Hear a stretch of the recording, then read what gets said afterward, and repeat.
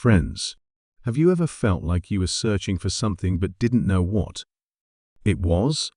Like a part of your soul is walking through life with a lantern, hoping to find the missing piece that finally makes it all make sense. Sometimes we think it's success or love or closure. But what if the answers to our deepest questions don't come from books or even from people we know, but from the most unexpected corners of the world? From someone we've passed by 100 times without ever really seeing? This story isn't just about a man. It's about a whisper that cracked open a secret buried for 3 decades and a journey that might just change how you see your own life. There was a man named Daniel Reid.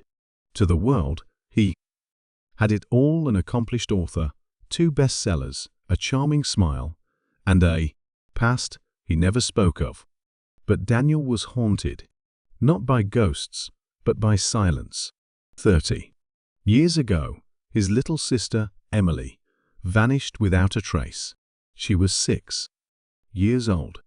One moment they were playing hide-and-seek in their backyard, and the next, she was gone. No signs, no ransom, no goodbye, just gone. And while the world moved on, Daniel never did. He buried himself in books, in writing, in constructing stories that made sense because his own never did. Friends, have you ever tried to rewrite your pain just to survive it? That's what Daniel did for 30 years. Until one cold November night, everything changed. It started with a strange phone call. No caller ID, static on the line, and a voice that whispered, "Go to the park bench near 5th and Willow. Midnight. Don't be late." Daniel almost dismissed it as a prank. But something in his gut twisted. Something familiar. A feeling he hadn't felt in decades. So he went. And there on that bench, wrapped in layers of worn clothing, sat a homeless man with eyes like dying stars. He didn't ask for money. He didn't smile. He just looked at Daniel and said, "You're still looking for her, aren't you?" Daniel froze. "How do you know about Emily?" he asked.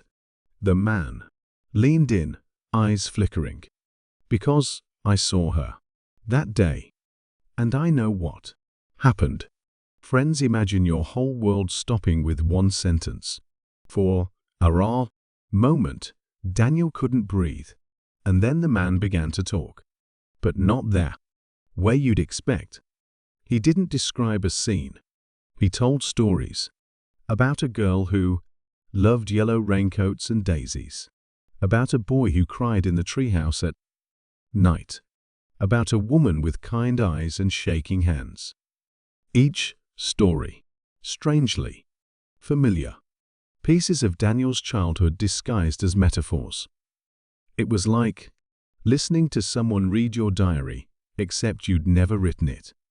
And after every story, the man would say the same thing: the truth is hiding in plain sight. You just have to stop looking with your eyes and start listening with your wounds. Night after night, Daniel returned.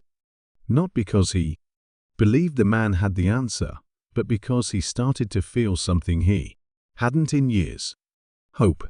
And slowly, piece by piece, the stories began to align. The girl who disappeared in a game of pretend.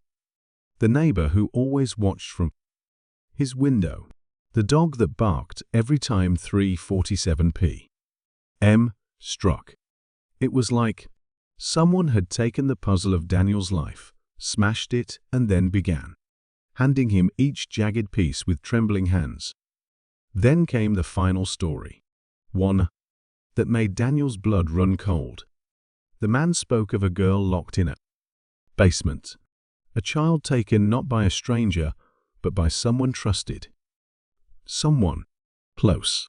He described the smell of the room, the wallpaper pattern, the sound of the train that passed every morning at 9:12. Daniel interrupted.